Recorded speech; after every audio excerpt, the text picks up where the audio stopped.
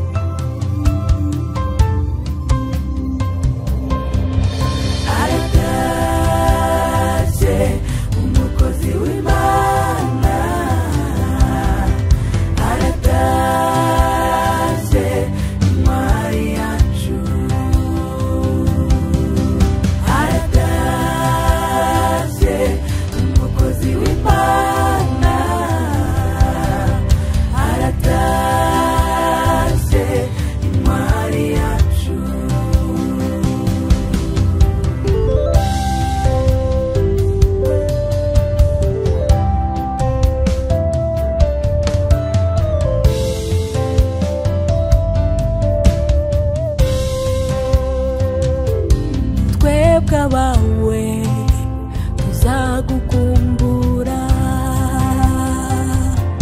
ikivuzize tuzacyusa wabaye intwari uyobora benshi inzira y'agakiza watanze icyizere ku buzima bwa benshi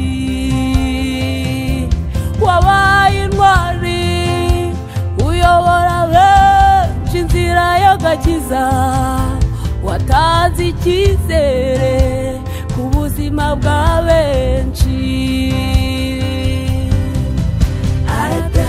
aratashye umukozi w'Imana aratashye intwari yacu aratashye umukozi w'Imana aratashye intwari yacu ijuru tuzimana n'umukiza muze mwese dushengerere ijuru tuzimana n'umukiza mwongeye kwirirwa nagira ngo tubashimire cyane abo twari turi kumwe ku rusengero umusozi w'ibyiringiro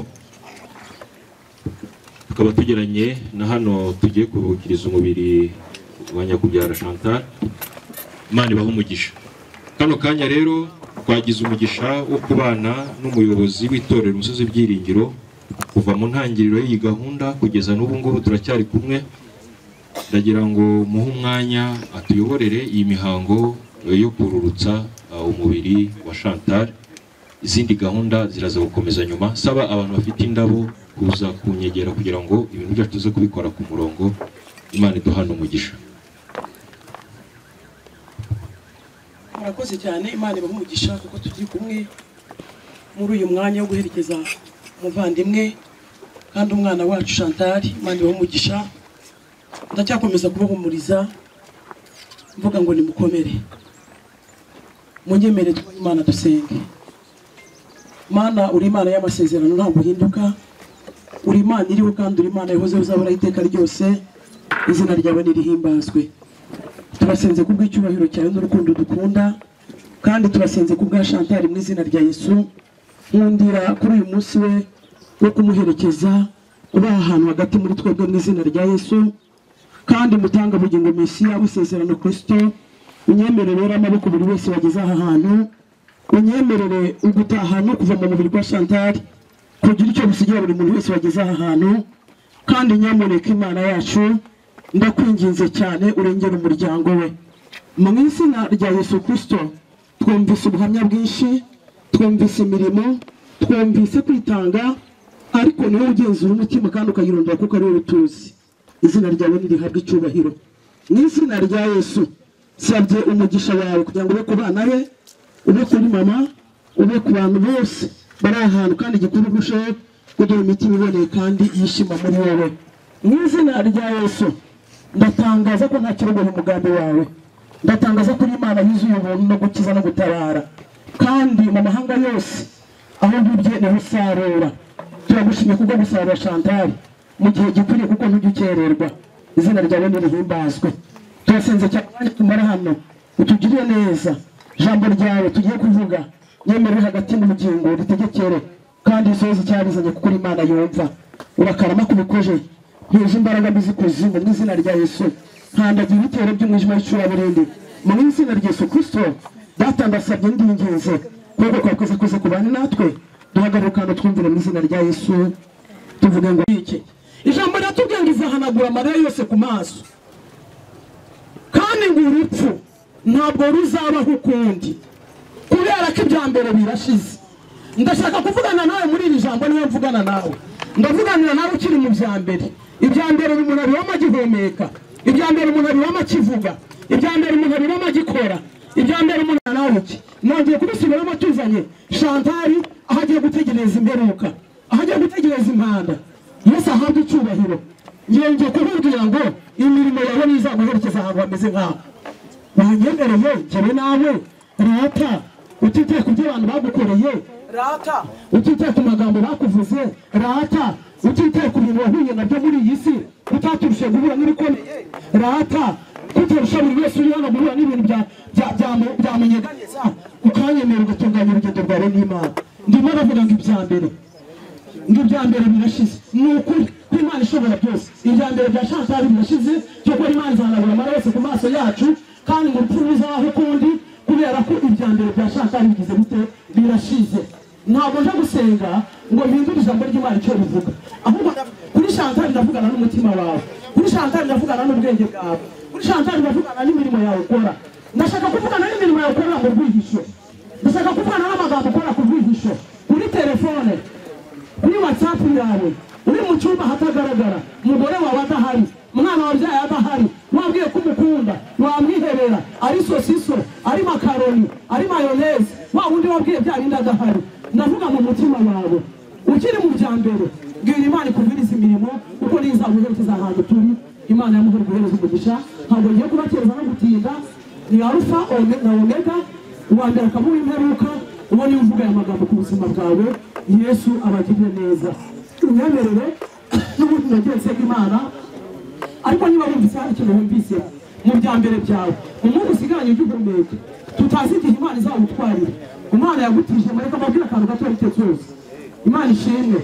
Umwuka umuntu ahumeka ni nka flash ushobora gufata cyangwa memory card ugacomeka muri telefone, bya bintu biri kuri telefone byose bikagenda bijyaho.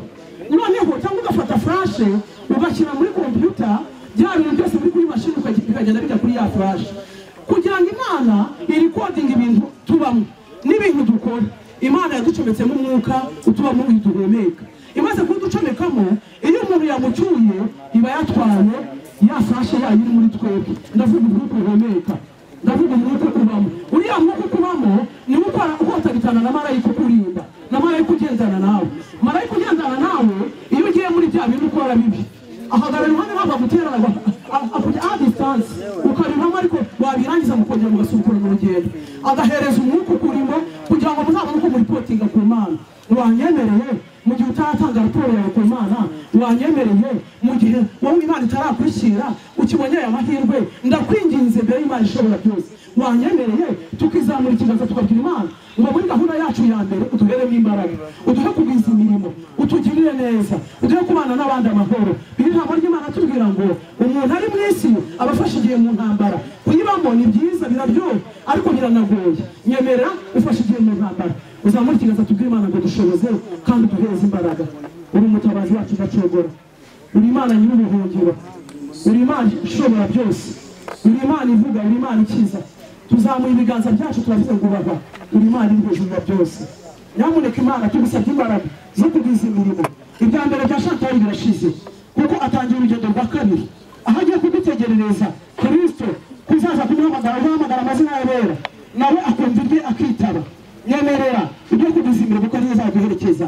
Nyemerera ibyo kugwiza gukiranuka udushoboze. Isi ntabwo yoroshye, aho tugenda ntiboroshye, aho dutuye ntiboroshye, ariko ni Imana idushoboza kuko niyo duha imbaraga. Urakoze turindira aha hantu kandi ukora byose nk'Imana. Ndacyakwinginga ukomeze umuryango we, urengere abana yabyaye, urengere inshuti, kandi ukuboko kwawe kwiza kumwe kudatsinda urugamba ukomeze kubana buri muntu wese. Urakoze, ubwami bwawe buze, utegeke, uganze none n'iteka ryose mu izina rya Yesu, amen. Imana ibahereze umugisha. Reka nsaba n'ubundi bamfashe kugira ngo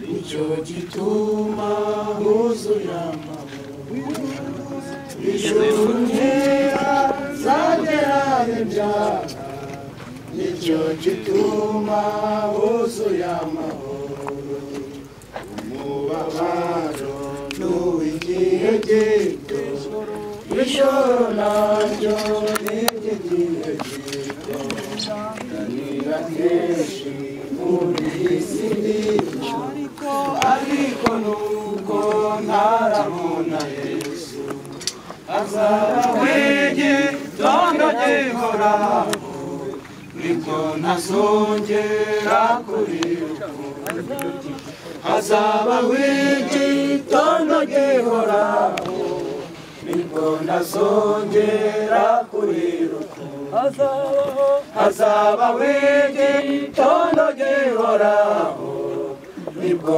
ntazongera kuriruka, igihe gito gifite umuruho, igihe gito nkazabona Yesu, abana ndukanye n'ibyago, zabamba mbatiwe mu maboko, ziko mw'ijuru hato mu mwijima, habaye umucyo uhoraho, hazaba w'igitondo gihoraho, nibwo ntazongera kuriruka, umero ntacyo umubabaro untwaye, kuko nzawibagirirwa kwa Yesu, niko ngifite kubabazwa mw'isi, n'ijuru nta mubabaro Imana we, Imana izanagura amarira, izavanaho umubabaro wose. nk'umushumba w'itorero Apotre Liliane ndahamya neza imbere y'ubwoko bw'Imana, we Nyakubyara Chantal wavuye mu gitaka ninamusubiye, mbihamije mu izina rya Data twese n'Umwana n'Umwuka wera, amen. Uri Imana ishobora byose, uri Imana y'ubuntu, uri Data nyir'ingabo kandi uri nyir'ibihe, warabibye urasaruye, izina ryawe nirishimwe. Mwami wanjye Kristo wabibye Chantal umusaruye kuri uyu mwanya, kandi natwe tumugeze aho gutegereje Kristo, urakoze kugiye kubana nawe iteka ryose natwe mu izina rya Yesu, amen. Imana ibahumugisha.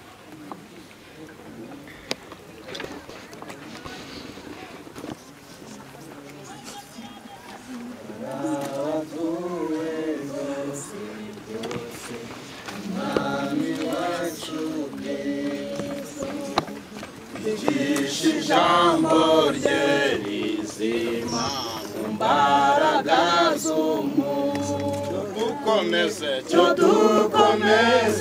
tuje mbere, dutsindire ingeragezo, turwane intambara twizeye, twihanganire byo dukomeze tuje mbere, dutsinde ibigerageza turwana intambara twizeye twihanganire byose turabasirikare benshi bogejwe mu mara umwami wacu Yesu Kristo ni nawe muyobozi kubw'imbaraga ze dufite tuzabaho no mu rupfu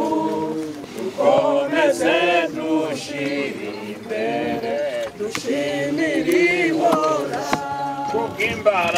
kubw'imbaraga ze dufite tuzabaho no mu rupfu dukomeze dushire imbere dushimire ihora kwa Yesu dufite ubutware dufite ubushobozi iyo twizeye amagambo ye kuko yayatubwiye umusaraba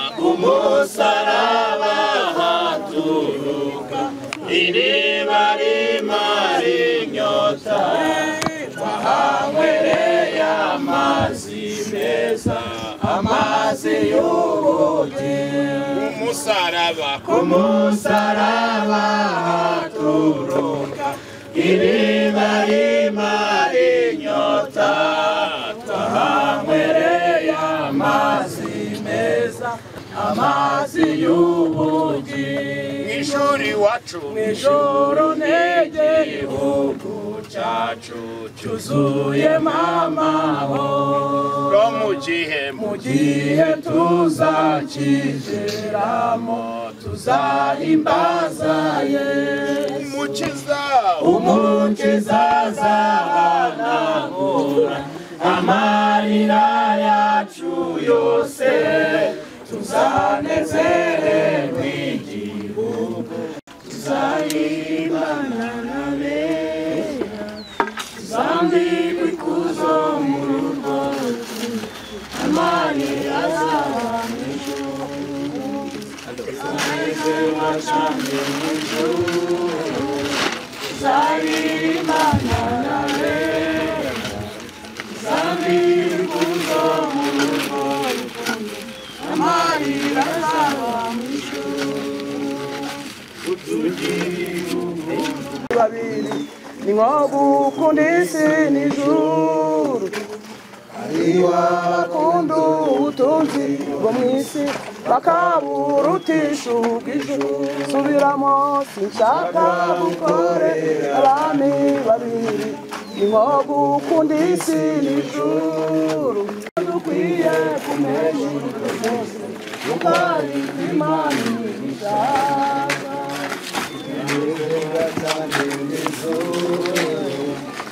tuzaririmbana n'abera tuzambikwa ikuzo mu rugo rukundo n'amarira azaba mu ijuru tuzanezerwa cyane mu ijuru tuzaririmbana n'abera tuzambikwa ikuzo mu rugo rukundo n'amarira azaba Imana ikora iradodangaza n'uwabimenya ukomeye ariko ibyo nzego ibyo Imana ishaka urugendo ntabwo nabimenya byose ariko nzi ko nzabimenya ni kuki turizwa ibyago biriho harimo n'iryo wangeneye icyo wambitiye ngo ni ukugira ibyago biriho kandi ari ibyo mu gihe kandi nk'uko Eliya yajyanywe n'ingoga nanjye uko niko nzava mu isi ubw'ibyago byose bizaba bishize hariho guhimbaza Imana ubw'ibyago byose ubw'ibyago byose bizaba bishize hariho guhimbaza Imana ubw'ibyago byose bizaba bishize hariho guhimbaza Imana ubw'ibyago byose bizaba bishize hariho guhimbaza Imana ubw'ibyago byose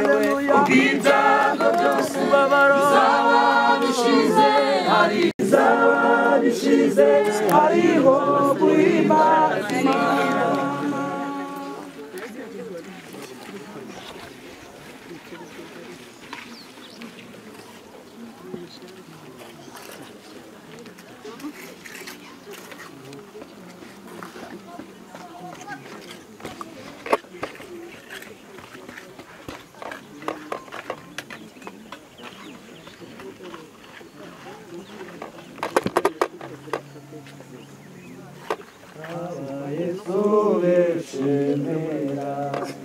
izina rye ryiza ribamara rikabatinyura ribamara imibabaro rikabatinyura umutima ukawuhaza biruhurushe ushonje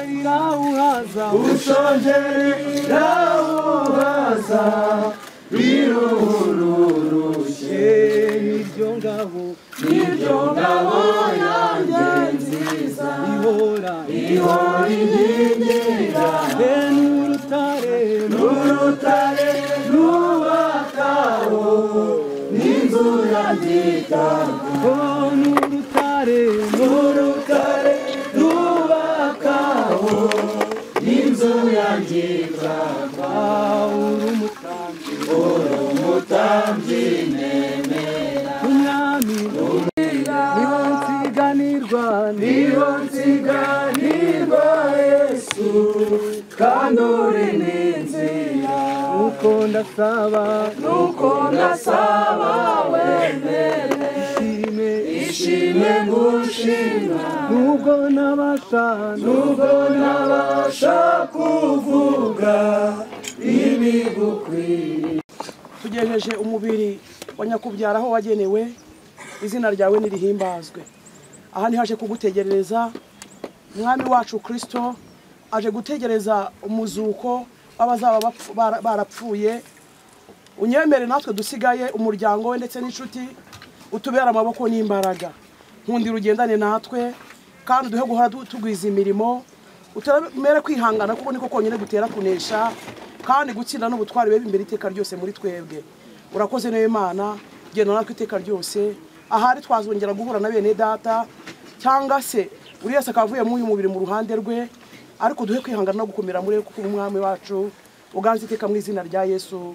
Amen. Imana ibahe umugisha kandi barinde iminsi yose mu izina rya Yesu. Amen. ndagira ngo usabire umugisha abashumba bo mu itorero umusozi w'ibyiringiro babanye natwe kubera mu gitondo kugeza aya magingo. Imana ibahe umugisha. Amen. kandi turabizi tudashidikanya ko bagize umugisha wo kuza berekeza mu kubyara Chantal, babukiye byinshi mu itorero ryawe, yaba ari ubutumwa baduhaye nk'impamba ndetse yewe abenshi twifuza kugeza abakozi Imana bamugisha.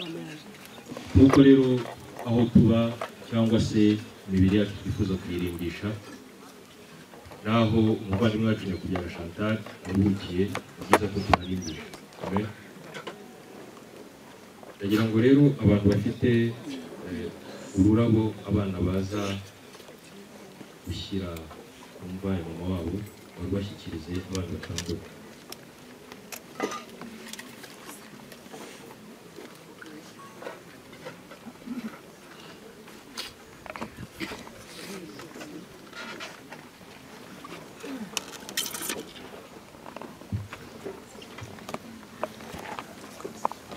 Na mama we umubyeyi umubyara yari yiteguye.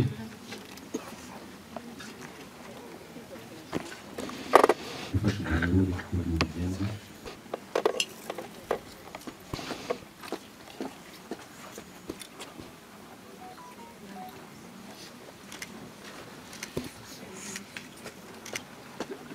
abavandimwe be nabo bitegura.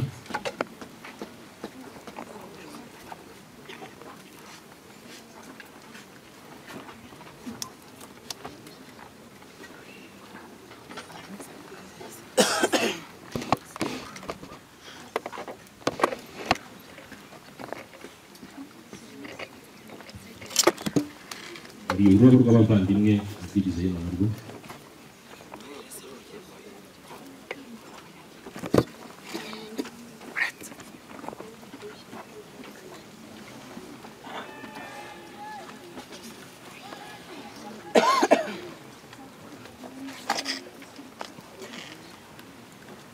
Abo mu muryango wo kwa papa we nabo bitegura n'ururabo.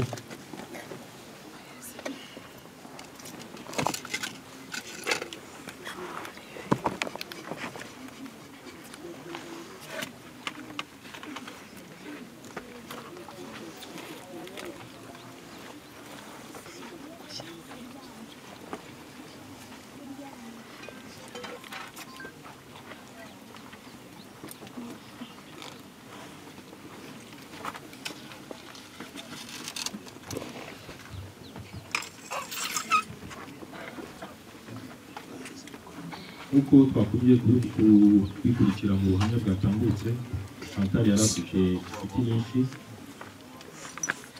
Hari abantu babanaga mu Gitega nabo bafite ururabo bifuza gukoresha mu muhango wo kurimbisha imva ya Chantal.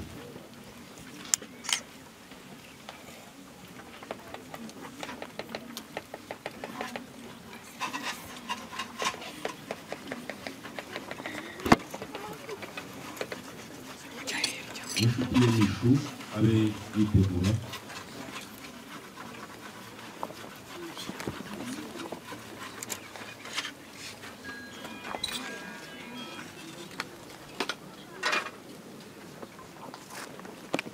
Mishu nawe hafi.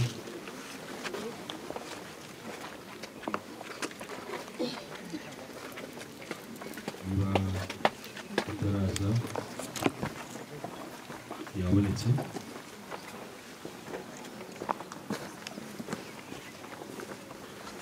Amapresse nawe atambuke. Ayo nk'uko twabikurikiye yari inshuti magara ya Nyakubyaha Chantal. Uko yabitubwiye kumubura nk'aho yongeye kubura umuvandimwe bavukana. Hari urungano rwe bakina mu ikinamico, abo baratambuka baza kwiyandikisha. Bari bavuze bakeneye urungano rwe mu Gatsata, ariko baje kumbwira bati hari abatari kubibonamo, ariko urungano rwose bakina mu ikinamico bayobowe n'uyu muvandimwe n'ubundi batambuka.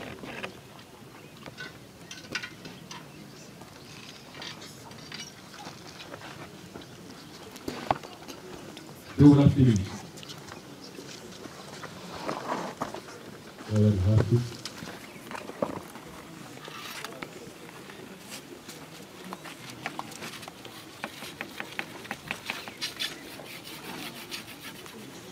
Hari abakinnyi bakoranye filime muri Afurika nabo bari hafi. Abana bakomeye bifasha nabo kwitegura kugira ngo babe n'icyo badufasha kuzashakira abantu aho gahunda zigiye gukomereza.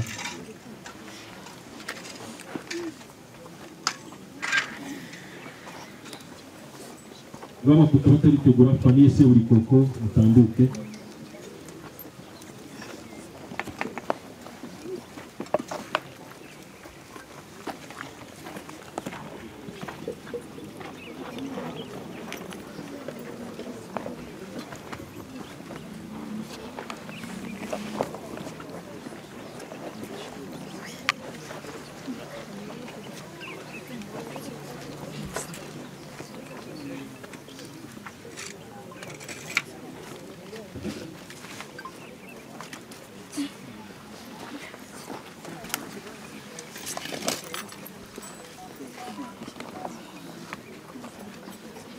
Hari umuryango mugari wa Zacu Entertainment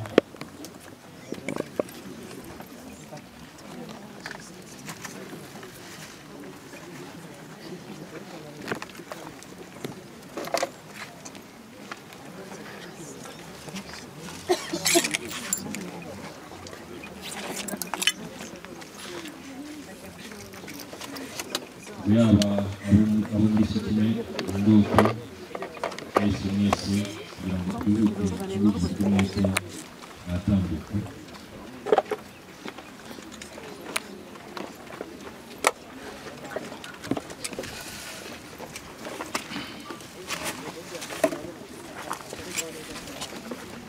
Rwanda Actors Union namwe muri kugura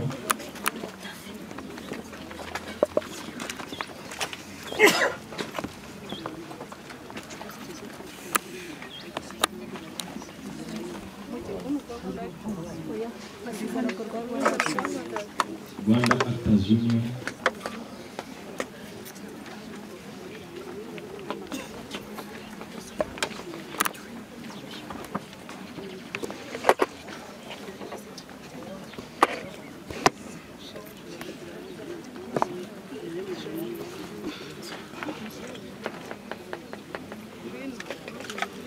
n'abandi bose batari bari ku rutonde bifuza kurimbisha imva ya Chantal Nsabuka. Shyira hagati gusa.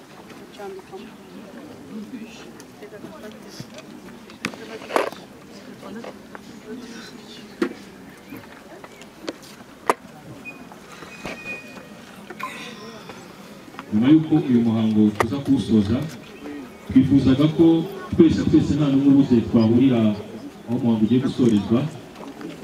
Abanyoboye bambwiye ko bari aho hirya gato yitwa kwa Alphonse, ubwo abahazi baragerageza gufasha abatahazi, ubundi tuhahurire twumve n'ubutumwa bw'umuryango. Murakoze cyane, Imana ibahe.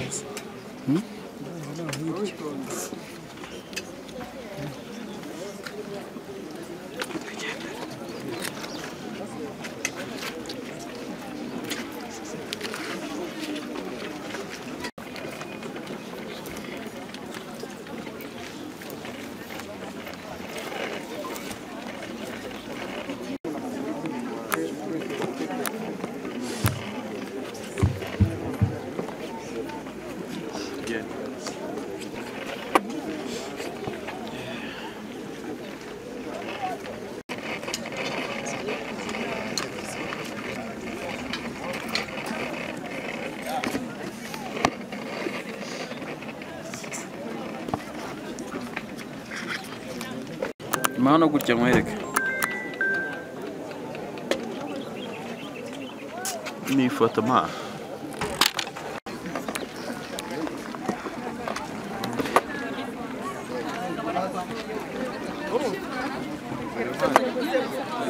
Yavuze mu hariya turashaka